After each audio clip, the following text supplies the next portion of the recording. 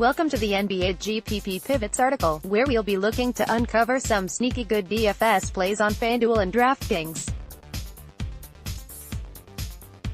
These recommendations are usually risk-reward commodities meant to be used in large field tournaments. Typically, blending these low-owned hidden gems with well-aligned popular picks contributes to a viable GPP strategy. Keep in mind that the following player write-ups were constructed earlier in the day, and sometimes injury, rest situations can alter the fantasy landscape. Monitoring our NBA news. With that, let's dive into tonight's main slate starting at 7 o'clock Eastern Time. Point guard Goran Dragic, Miami, at San Antonio. Dragic is coming off an outstanding 55 fantasy point effort at Oklahoma City on Monday.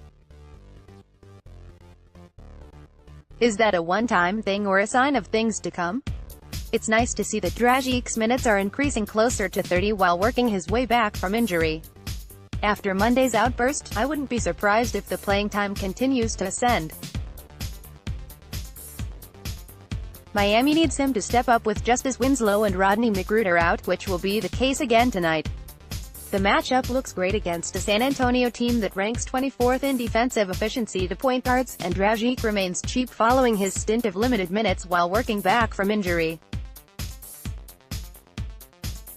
Shooting guard DeMar DeRozan, San Antonio, versus Miami. I remember 4 or 5 years ago when DFS enthusiasts were scrambling at shooting guard.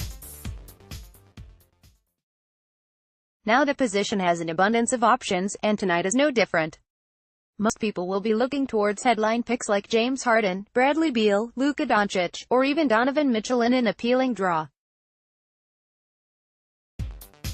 I'm thinking DeRozan will have a lower than deserved ownership rate despite holding plenty of momentum with 49 fantasy points in 4 of his past 7.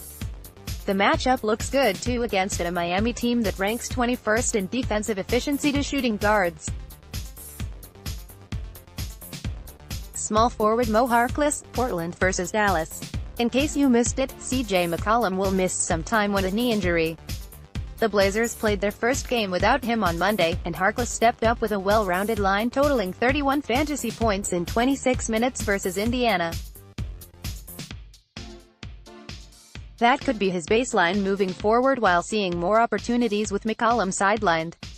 Harkless will continue to see around 30 minutes of action, making him an intriguing bargain in DFS. Power forward Lauri Markkanen, Chicago versus Washington. Markkanen went through a brutal cold spell while producing no more than 19 fantasy points in 3 straight games.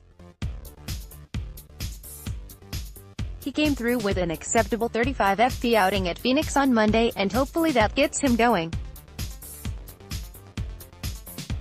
Markkanen's salary has fallen in the wake of those inconsistencies, creating an interesting buy low opportunity. The matchup looks good too, facing a Washington team that ranks dead last in defensive efficiency to opposing power forwards. As if that wasn't enough, Markkanen could be looking at more usage with Otto Porter Jr. doubtful and Zach LaVine questionable. Center Al Horford, Boston, at Philadelphia. If you have been reading this article throughout the season, then you already know about the injury tag strategy.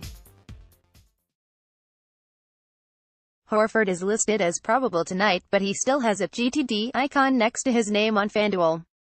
That will cause many people to scroll past his name without even giving it a second thought.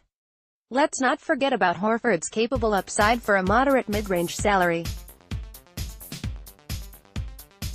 The Boston big man is coming off a nice 41 FP effort on Monday, and he posted 51 FP the last time he faced Philadelphia, who he'll see tonight.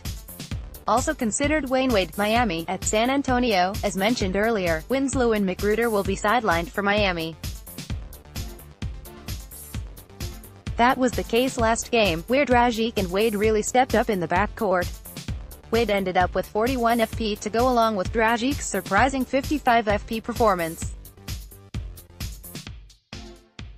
I'm not expecting 96 fantasy points between the two tonight, but both of them could plausibly reach value again. Facing a San Antonio team that ranks 21st in defensive efficiency to opposing backcourts should help. Daniel House, Houston, at Memphis. Don't look now, but House has been producing for the Rockets. He's averaging a consistent 32 fantasy points and 24 fantasy points over his last 3 games, which represents solid return with a DFS salary near minimum thresholds. House has carved out a nice role in the Houston rotation, and that should keep translating to value against a Memphis team that ranks 26th in defensive efficiency to small forwards.